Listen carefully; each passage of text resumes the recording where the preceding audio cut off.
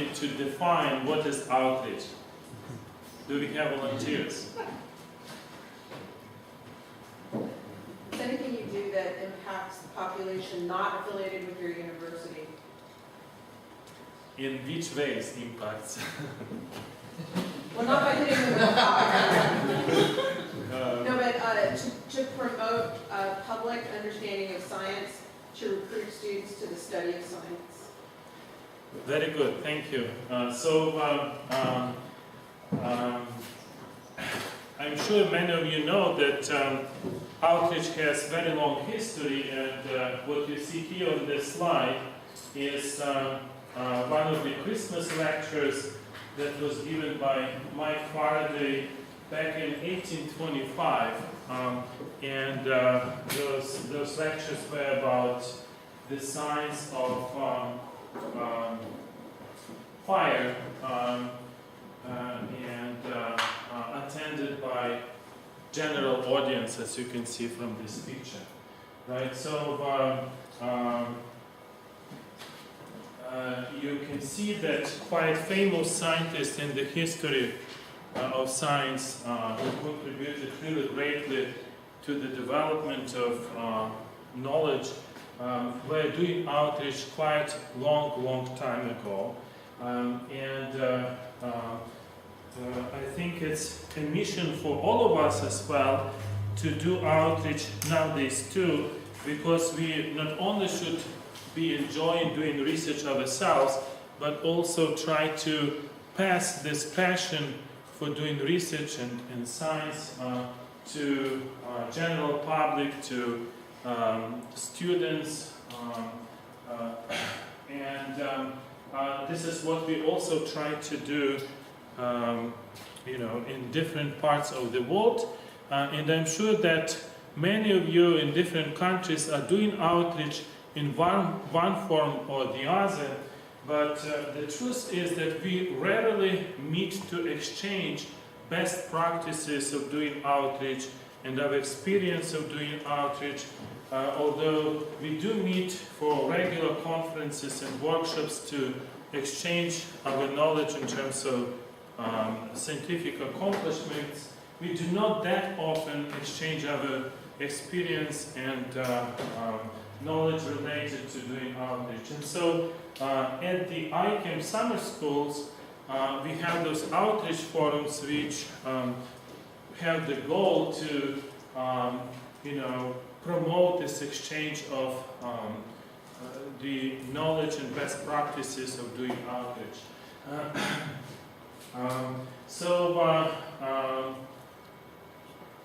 We already had the definition of what outreach is about, and in here you can see some of the examples of the outreach forums. So this one we had in Colorado when we asked the students, high school students, to fabricate little liquid crystal based temperature indicators based on cholesteric liquid crystals that would change color depending on temperature, but obviously it's very fascinating for students to see how this happens when they put little film, two plastic sheets with tiny drop of cholesteric liquid crystal in between, and they assembled a device that can monitor changes of temperatures of human body. So last year we had the summer school at Cambridge University, and interestingly enough, one of the summer school co-organizers, Professor Mark Warner, was running also an activity for high school students, and this activity was designed for some of the best high school students who are highly interested in getting to the best possible universities. In UK, those would be Oxford and Cambridge universities, and yet maybe they would need a little bit of help, right? So the goal of his this activity was to bring the students, high-performing students from high schools in different parts of the UK, to Cambridge for some period of time during the summer and help them with solving problems, getting prepared for the enrollment, and so I have this question to you. We had the definition of the outreach that Robin kindly provided to us. Do you think that in the case when high-performing students are being helped in this way, can we still call it outreach or it's something different? So I turn it on the system. We can't read the incomplete. Oh, D? Sorry. Maybe you can just make the whole font smaller. I'll try.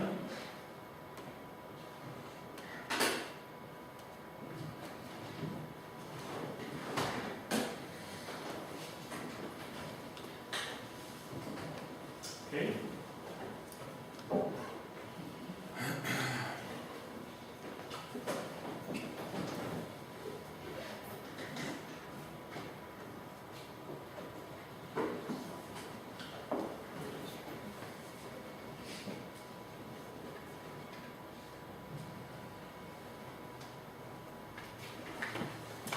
Okay, well, there is no correct answer, as you obviously understand, but it's interesting to know your opinion. Because I guess there is no solid definition of outreach, or do we have one? It's relatively soft. So let us see what we get. In the way you presented the thing, it was more pre-admission to Cambridge rather than something to interest people in science. Right, so should we call it outreach or not? That's a dilemma, right? It's admissions coaching. Okay. People pay good money for that.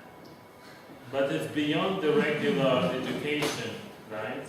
So, Rich parents will hire a consultant to help their kid get into a school like that. but for Professor Warner, it's no additional pay for his duties. Right, so what he's doing is he's providing free admissions coaching to deserving children, maybe whose parents don't have the money to purchase that coaching.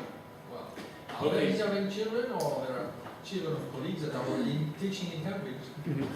That's another issue. Okay, so let me stop it and see how many people agree with Robin and how many disagree. No, it's outreach. I'm not complaining. Okay, so B, most popular. C, second most popular. Okay, B, this is a form of outreach, people think. Another example I want to provide from the summer school we had in Boulder, Colorado in 2012. And so we had participants telling a little bit about the different forms of outreach they have in their countries. And one of the students was originally from Fiji Islands. What she presented about was that they have one of the islands that will be the first one that will fully disappear because of the global warming. And so there are people living there. So showing a little video about this whole story, was kind of attracting a lot of attention of the participants that, yeah, we do need to, promote understanding of general public that through means such as developing renewable energy resources, it is possible to reverse, those things perhaps so that they don't actually happen.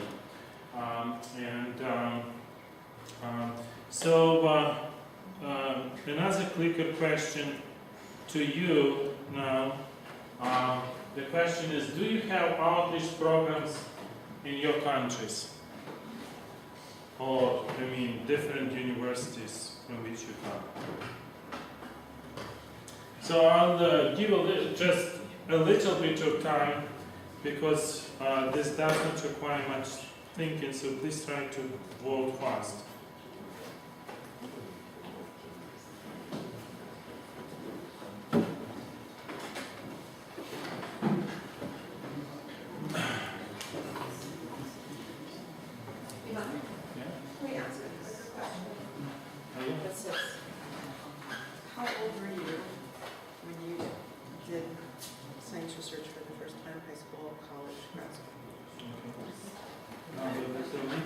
jump in. You probably will. Sure. Okay, so let me quickly see what we get.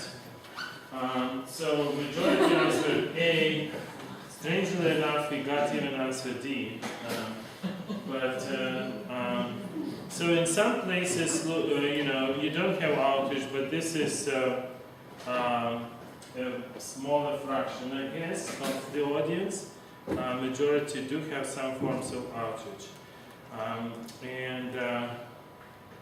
So maybe I'll ask this one, or do you want to? I'll just say the question. Okay. How about you just type it? You want me to type it? So I want you to think about the first time you ever did a research project in a university setting. And I want to know what stage of your education you were at. So when you did university-based research for the first time. Okay. A, high school or before. I'm sure there must be somebody who started at age 8. I don't know. Not me. Why are you asking about university-based research? Where you had access to a laboratory and supervision by professional scientists. So it could have been in the field, it didn't have to be in the university, but where you were supervised by, let's say when you were supervised by someone with a PhD. Maybe that could have been in middle school if you had a middle school teacher with a PhD, but I don't know. I was just going to say, do you want me to say, I don't know exactly where to draw the line. Let's just say high school or before, college. That means undergraduate study, or C in grad school.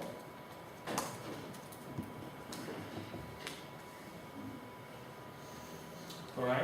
Okay, is that a reasonable question? I'm just curious when people started. In the United States, it's popular now for undergraduates to participate in summer research experiences. We call REU, research experience for undergraduates. When I was a kid, there were summer programs for high school students, but those are few now. Although I run one. Okay, let's see. Everybody says B, so it was in college. Every single person got started in grad school. No, in college. You want to see the form? Ooh, 2 people said high school. Are people still voting? Yes. We got 15, 16. Wow, nobody had their first research experience in grad school. One person? Oh, there it is. That's impressive. No. Change their mind. How to vote if you're voting again? No, yeah. There wasn't a D, was there? Was there a D? I didn't type Not a D. the most stable system in the world. Okay, so I'm someone who had the first experience in high school. Who else had their first experience in high school? I'm just curious. Jonathan, okay, Historia, I know. Where did you get it? Well, my teacher in high school was actually she had her PhD, and it was I loved it, so I tried to go out of my way to try to do some work with her. Okay, and you had also high school experience? Well, we won this national competition science national competition, and then the prize was to go and have the opportunity to work with scientists and PhD. How exciting! And what country was that? In Portugal. In Portugal. Yeah. Wow. It was Okay. really good. So another question. So those of you who got experience in college, was that work that was paid or unpaid? Raise your hand if you got paid in college to do research. A little bit. Yeah. Towards the end. Yeah. Okay. So the question is, do you think it's important for young students to get exposed, and should we expose them in high school, or should we wait until college? What's the best thing? I thought it was a great experience. High school is really important. I think so. Okay. If I sent high school to your lab, would you know what to do with them? A high school student, send them to your lab, to your group. Would you know what to do with them? Would you have an idea? So I'd like to challenge you all. Don't adopt a kitten. Don't adopt a puppy. Adopt a high school student. Okay, kittens and puppies are nice too. But if you can find a reason to get a high school student involved in your research group, it would be a great thing. More really good students. Sorry, that's all I wanted.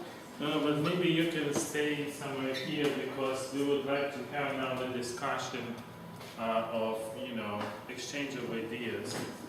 what are the ways of doing outreach. I actually have one more So, quick Robin, question. do Maybe you have high before we school go. students in your lab? I've had one recently, two. I've certainly taken college freshmen, so they're just like 1 year older than high school students. I'm actually placing high school students in other research groups all around my campus.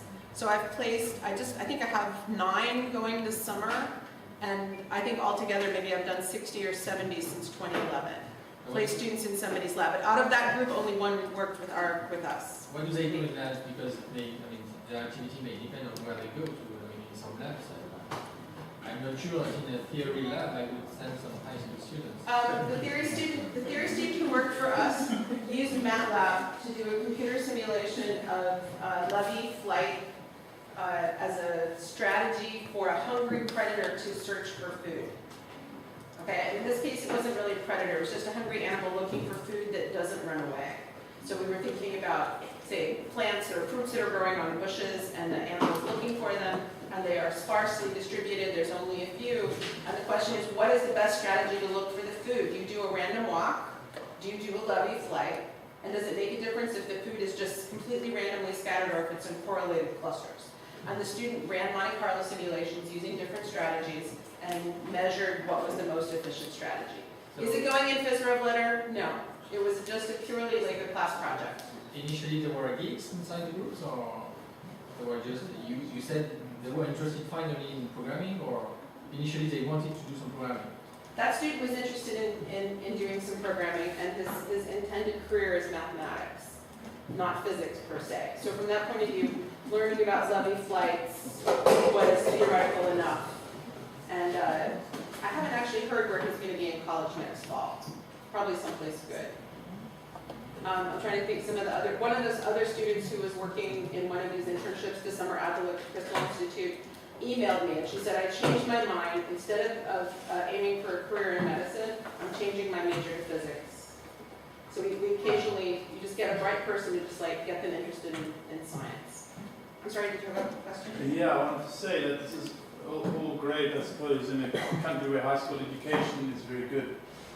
But I mean, I was involved in the first training Chris's as well. I mean, people coming in that have been taught the wrong things, and I mean, the level. I don't think that you'd have to have a very, very good selection process to find students with the capabilities to do something like that. I do, and you've raised a really important issue. In the bell curve of humanity, there are outreach activities that aim to different parts of the bell curve. Okay? I am serving the students at the top of the bell So how curve. do you identify them? These are students who are dual enrolled in the high school and the university. They are taking college level courses while they are still in high school. As an example, Jonathan and I have an older son who's a really serious geek, and he had the advanced placement chemistry, which is equivalent to the first 2 semesters of college chemistry in his junior year of high school, so grade 11. For grade 12, there was no more chemistry at the high school, so he came to the university and he took organic chemistry. So he was about, 17 years old when he started that course. Most of the kids who were in the room with him were 19 and 20. Didn't stop him. He was very happy to take organic chemistry. But systems like that aren't in place in the country. One of the good things about the state of Ohio is that the entire state has state funding to allow high school students to take college courses for free, including the textbooks are provided for them. But in every state, there's a bell curve, right? There's always a bell curve. And sometimes there are special schools to serve gifted children. Sometimes they're distributed randomly through the population. But you can do a successful outreach program with students of any type, any level of academic success. Kent State has another program that serves students from economically deprived communities. So students from high schools that are not very good, they don't throw those kids straight into a research lab.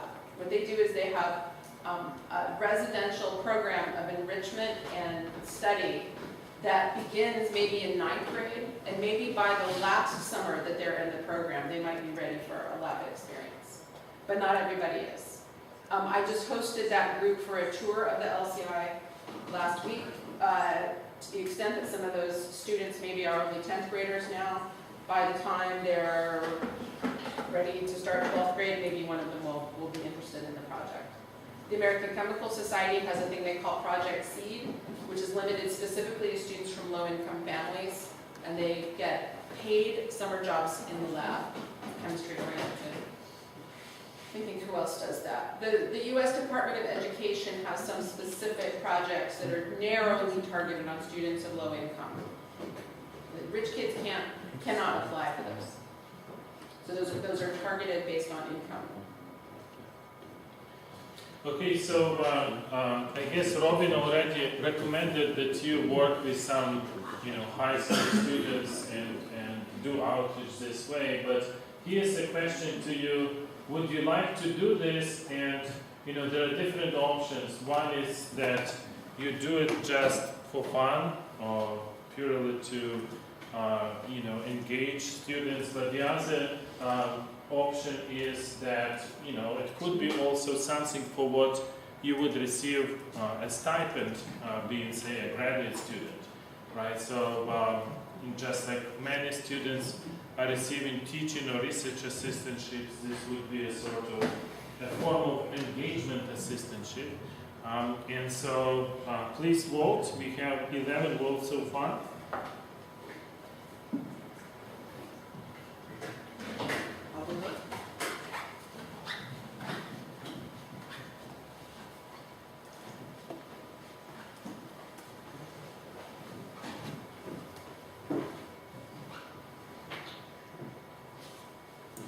Okay, so I'll stop the system.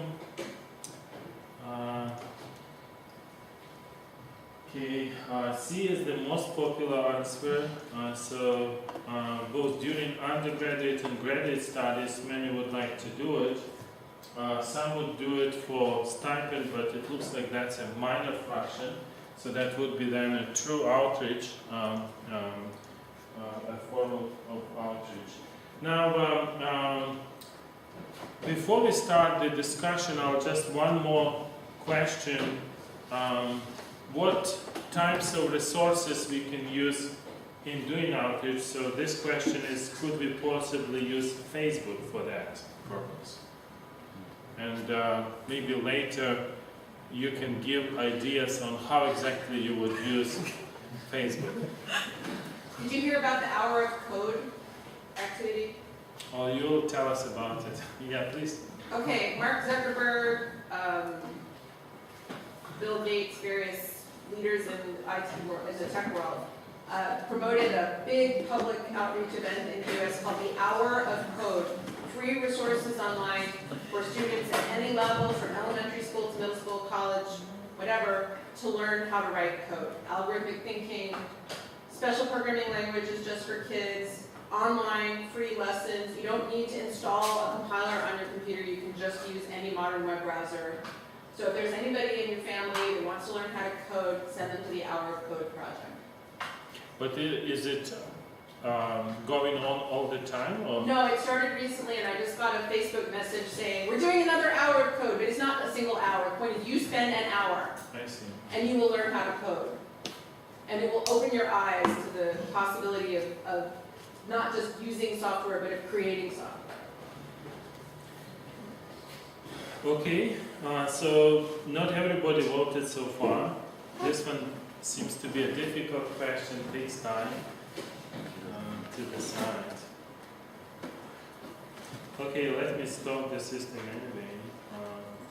So this is the distribution. A is the most popular answer. I guess E was selected as well. So now I would like to, ask different students to share the experiences. If you are engaged in outreach, what exactly you are doing. I guess we'll have, different experiences and best practices from different countries. And also, if you would like to give an idea how you could use Facebook for outreach, that's an option too. So let's see whom we should start from. Maybe Christian. Well, I'd just like to direct immediately to our students who are But involved it's in not the just students, speakers too, and everybody. Perhaps Chris can explain a little bit. Okay. So a little PowerPoint presentation Please, that we usually record. Oh, you're well prepared for this work. You could use mine if you Does want. it read a Microsoft PowerPoint? Or Yes. like a Rubric? No, we'll use people. You will not use clickers, right?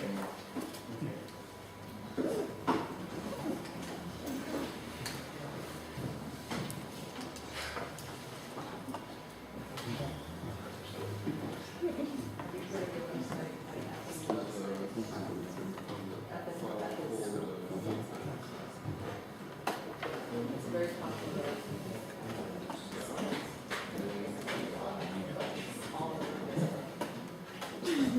Fun stories.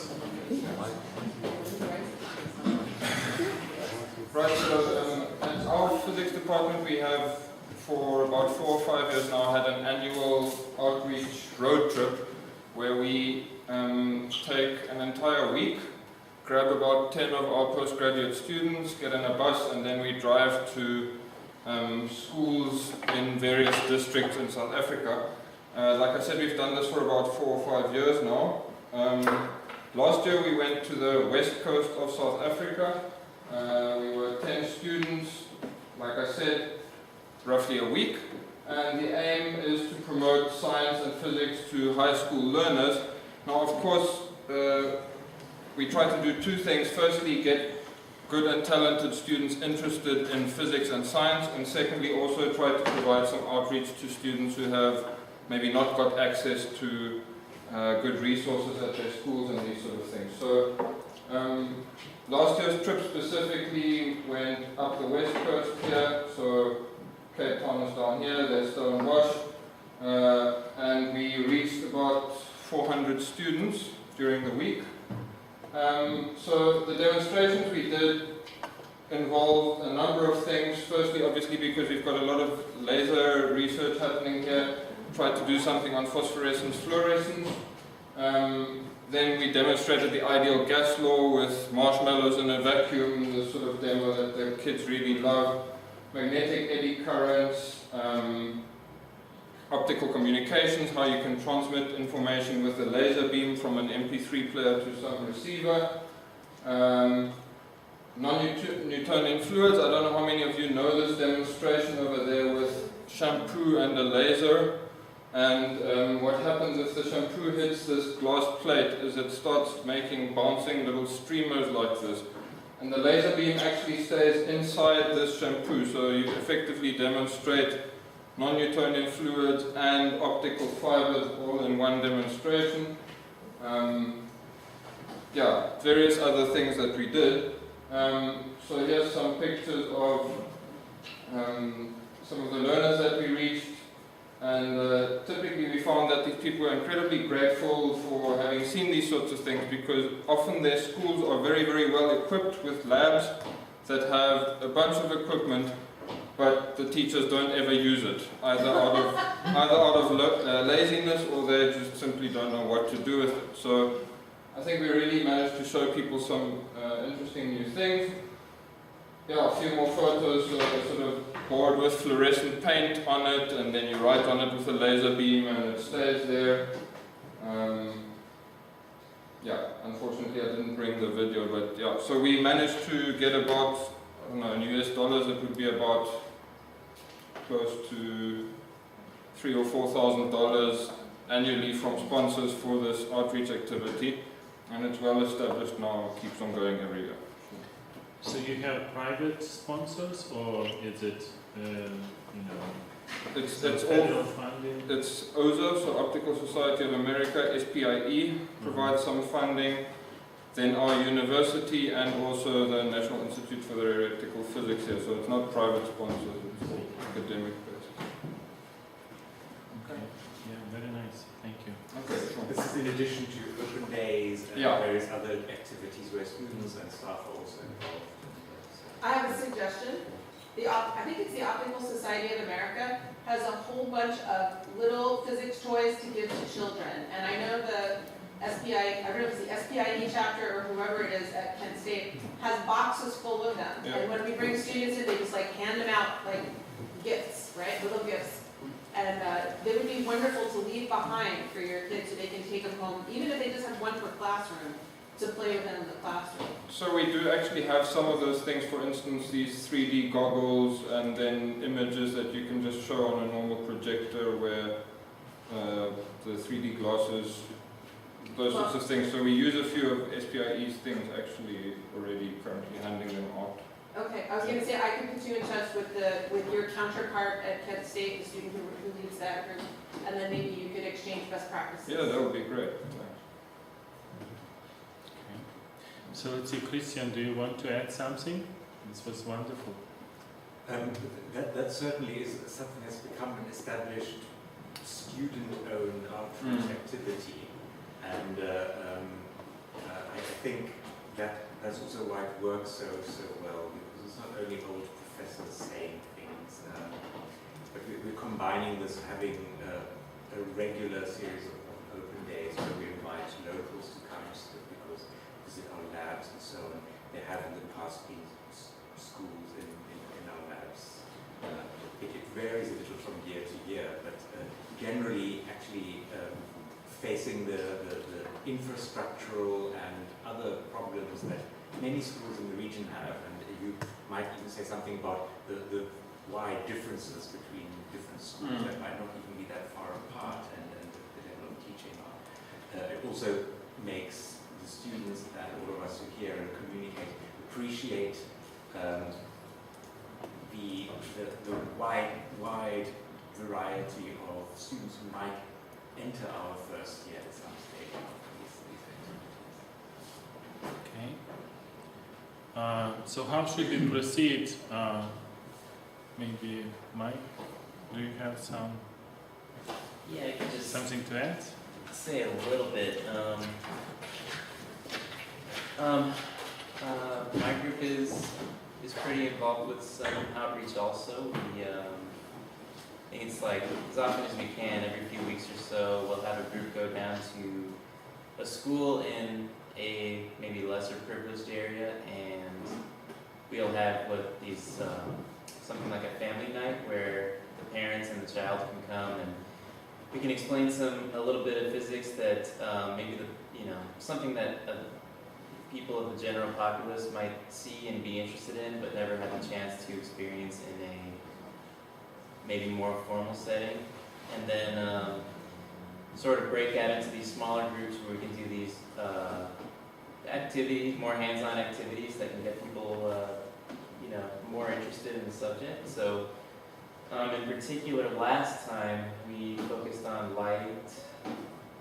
We focused on light, and I did a little project where we had these UV beads that when you shine UV light on them, they turn purple, in various shades of purple depending on how much UV light was on it. And then we had these different sunscreens, and you could apply small amounts of sunscreen to them and then see which ones actually worked better or worse.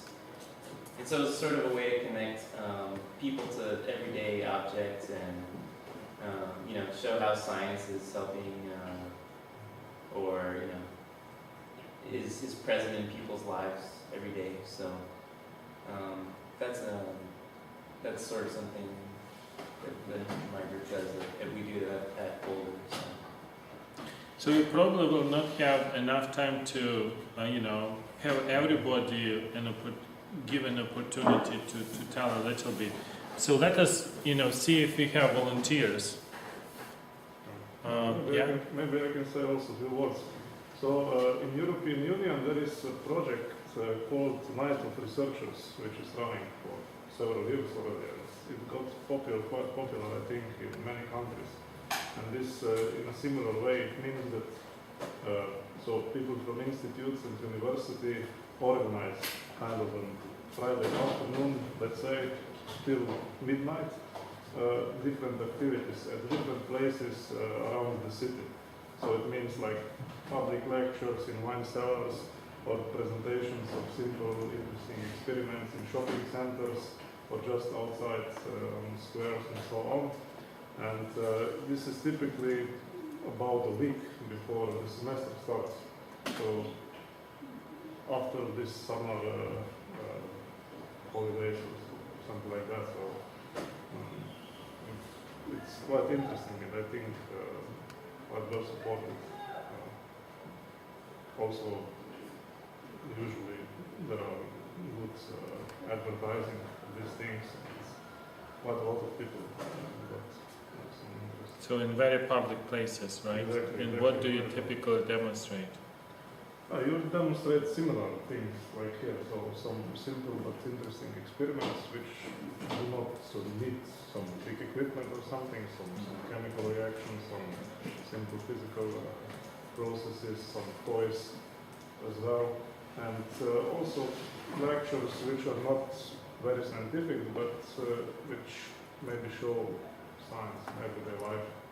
And maybe these are not very typical lectures because you can bring something so people are gathered more in public places, like usually going to drink or to watch, watching the game. But on this occasion they listen to 2-3 speakers, for example. And there is, of course, open discussion as well. Okay. More volunteers? Yeah, Robin? Well, let's talk about competitions of various kinds. So science contests, you said you won a contest. What kind of contest was it? Well, it was a national science contest, which we developed a project, and yeah, we just went. And go through a judging process. So in the United States, there's the idea of the thing called a science fair, where students work either individually or in teams to do some kind of science project. They create a poster, they bring a research notebook.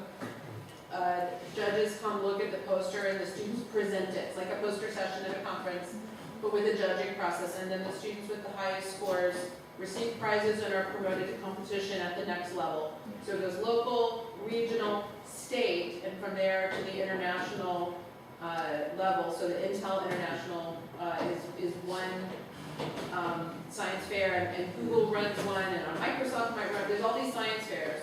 There's also competitions where students, like the Science Olympiad, where students answer questions and don't do research projects. But either way, those are very popular.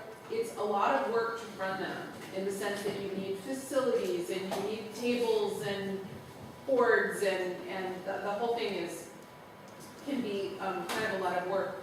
I'm lucky in Northeast Ohio, I have a whole team of volunteers to do all that work for me. I do none of it. My job is to get the room and to make sure that we recruit enough judges and that lunch is served at noon for the judges. I take care of some logistics.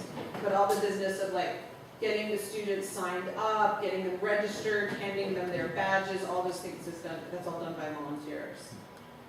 Did you have a mentor for your project, or you weren't working independently? No, I did have one of my professors, one of my teachers, who's, because we were doing a project, we actually had a subject that was for doing projects in any area that we chose, and he kind of said, why don't you participate in this competition? I was like, okay, let's go. Actually, he had to kind of convince me a bit more, because first of all I was like, I was a bit scared, but then Well, I would say, from the point of view of a busy graduate student who doesn't have time in their life to do a big activity for outreach, if you can just spend like 2 or 3 hours a year, go judge at the science fair. That's it. 3 hours, one time, finished. No, nothing else you have to do. Check marked. Check mark, I did my outreach for this year. That's good too. That's another way to contribute to the community. Now, if you have a lot of time, you can mentor students on their projects. And sometimes it's not even one-to-one mentoring. We do like mentoring nights where we have a team of knowledgeable scientists, doctors, engineers, whoever from the community, and students just kind of wander in and say, let me tell you about my project. I'm trying to measure something about baseball bats and how they hit the ball and what's the strategy to get the best run or whatever thing. Or they're doing something about electricity and magnetism and they don't know what a volt is, or they're trying, whatever it is, right? And so you just, whoever walks in, you mentor them for 15 minutes and then it's somebody else. You can do that too. It can be a one evening activity, it doesn't have to be the whole year. That if if you remember, there was this application for outreach programs in, I think, ICANN community.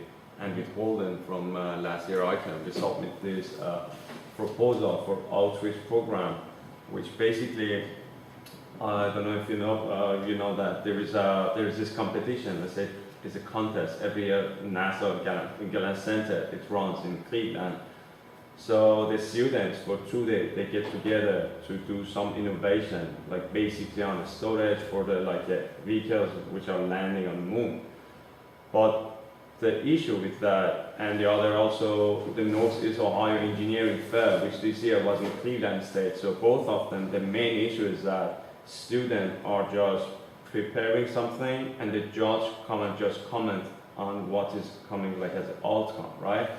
So what we proposed was composing the concept of concurrent engineering, which means all sort of different engineerings, including law, economy, let's say copyright, everything should be considered in a design. So rather than engineer come design something and then chemist come see what he has designed, see if it really helps him and he leaves the comment. So rather than that, everybody works in parallel. So in that case, we save a lot of time, and in addition to that, the engineers get some sense that the marketing man is looking for what, and the chemist gets some idea of what engineer is looking for. So in that case, it's like an optimal point. So what we consider, we say we run this contest, which we have mentor for every group, rather than what the outcome is. We look what the procedure of the design is, and it's gonna give them an idea of how in reality or in industry the product would really match.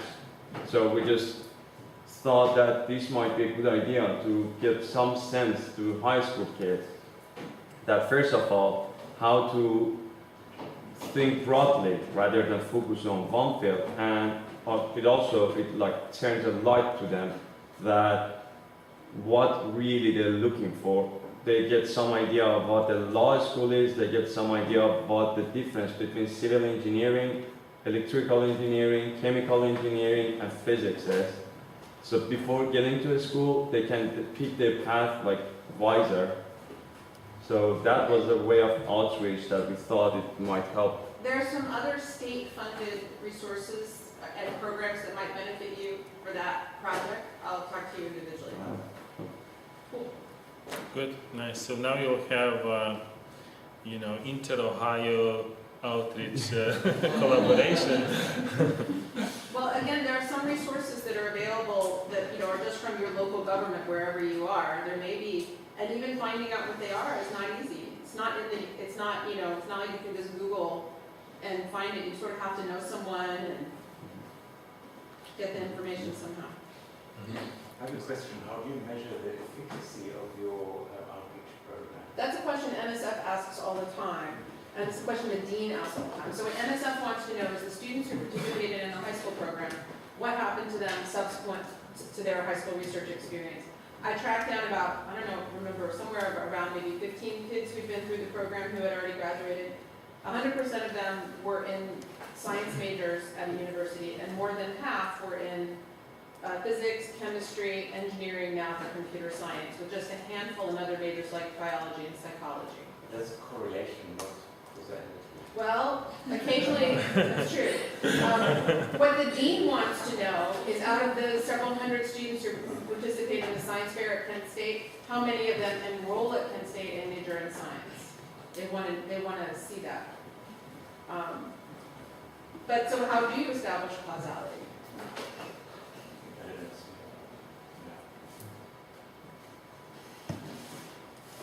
Maybe one kind of such outreach activities are also these TED Talks, which are organized quite globally. I mean, where really famous scientists share their ideas in a simple way with the general public.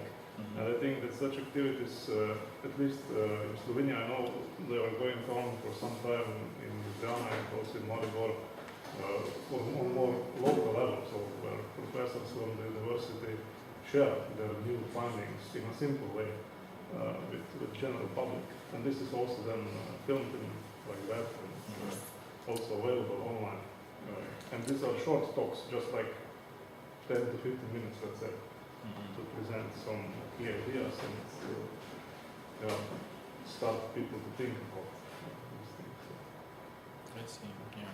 Maybe ICOM should sponsor a TED-like thing. Yeah, that might be a good idea. So, more people who would like to share some outreach experiences, practices? Yeah?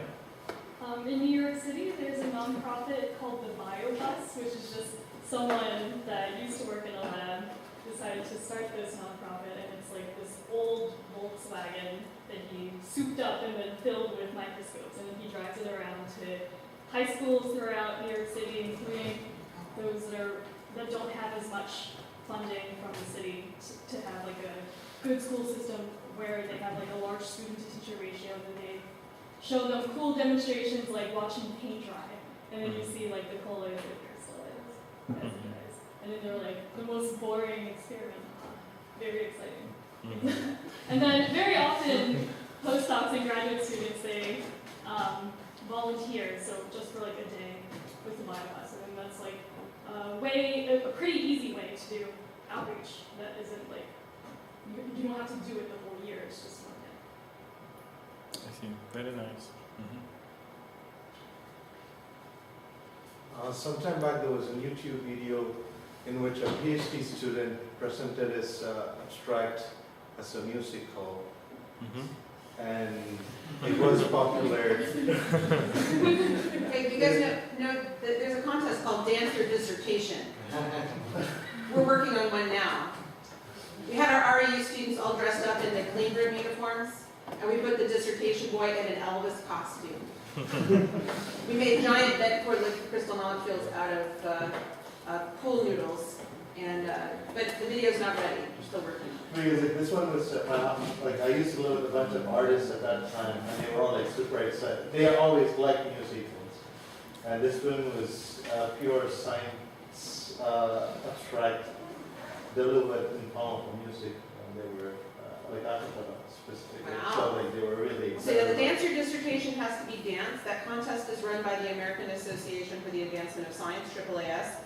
I want to know who's going to do Sing Your Dissertation, because those people will win.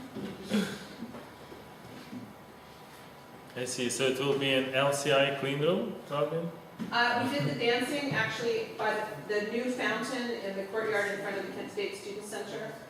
And we have the dance recorded, but we haven't recorded the music yet. And then we have to mix them. I see. More ideas? Maybe in some other countries we saw a lot of examples from US, South Africa. Well, I'm part of a junior enterprise at my university, and we organize events. And on open days at my university, we like do simple experiments for high school students to come and see. And basically and we can organize like for students to speak to some professors, and we can speak to them ourselves and show them experiments and things like that. Oh, that's great. Yeah. Ivan, can we ask them what outreach experience they had when they were young that directed them towards science? Oh, that's a very Was there good something question. like that? Like my chemistry teacher took me to hear a Nobel Prize winner give a talk, Leo Prigogine. That was pretty cool. Yeah? This is an observation. So when I was in school, there was no internet and no Facebook or anything like that. But we regularly invited persons from local universities and scientific institutions to give talks. Interestingly, nowadays, we never get these invitations to visit schools from the schools. They expect us to somehow make an appointment and come over and do something showy. What's your experience? So at least it turns out some invitation. Did you get invitations? How often do you go? Myself, I go twice once a year, something like that. There are some other invitations. The problem here is that you go to places where people are already motivated because they invite you.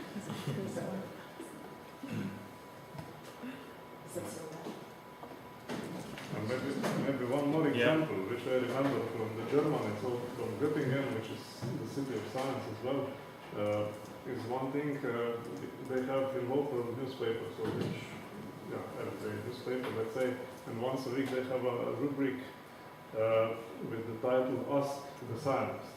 So it's mentioned as a stating simple questions to the scientists, and they give simple explanations. So each week another question appears, and then this journalist goes to the Max Planck Institute or to the university and finds somebody out who's able to answer these questions in a simple way. And this is also a way of communication. So it's not very related to science, which they do, but somehow it's present in everyday life. So people who are just reading newspapers, they also have such things available, which is not very common, I think, maybe in all countries. There I noticed this as a nice example. I have another question for the grad students. Do you guys know the internet thing called IFA Love Science, where F is not a very nice word? Do you pay attention to it?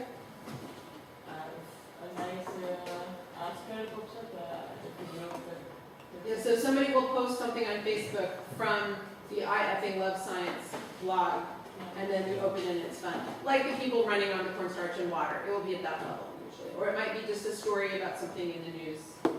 Might be a short video. That's probably the most popular science blog right now. I heard a talk by the woman who started it. She's not a scientist, she's just someone who loves science. Did you relate to them because you always end up watching the video when a video leads to another one and again you And your dissertation's still not written. No, sorry. But it's fun, it's education.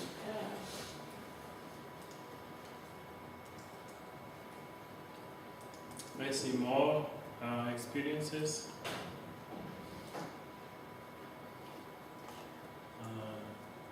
So I just want to maybe draw to your attention that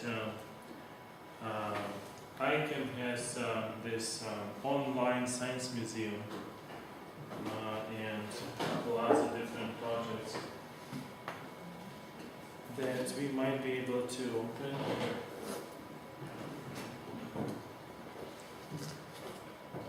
Although this might require a little bit faster internet and so I think it's how many of you have seen it?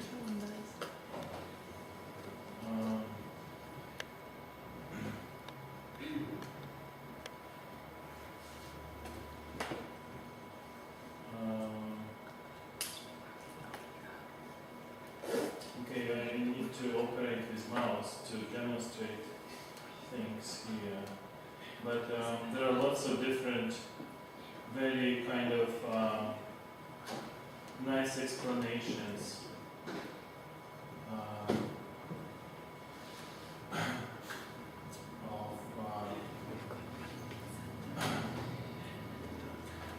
of lots of things from quantum mechanics to diseases and what they're caused by and what's the scientific understanding of those. So I recommend if you have some time, you maybe can explore this webpage as well. Yeah? And I wanted to say one more thing with the Open Day and some of the outreach that we do at Art Problem. We've only spoken basically now about outreach to students, because I think in most of the places where everyone here comes from, the high school teachers have enough education and enough, how can I say, love for science or passion for science or whatever to actually bring that out in the students. So maybe the correlation causality things because of the teachers that put them in contact with and so on. But there's also another side to outreach where you reach out to teachers who have been thrown in the deep end. They've studied a BSc in biology and now teaching physics at university, at school, because they don't have anybody else. And I just want to mention that our outreach can also happen on that level. You reach out to actual teachers and help them, maybe, but that's a very complicated thing. In the U.S., there's something, another nonprofit organization called Math for America, and I know specifically in New York City, they sometimes have like professors to give like demonstrations and like cool demos to inspire their students, but also like ways to effectively communicate science to high school teachers. Okay, very nice. More ideas? Volunteers to share some experiences? Is ICAM having another competition? Maybe not. I'm not sure, but if yes, then it will be announced on the webpage. So, yeah. So I think the idea of this forum was just to start the discussion. We are not finishing it now, and I hope that you can use the very same Facebook to which most of you signed, I understand, to share idea, links to some, outreach-related materials or resources. And so, thank you for taking part in this discussion.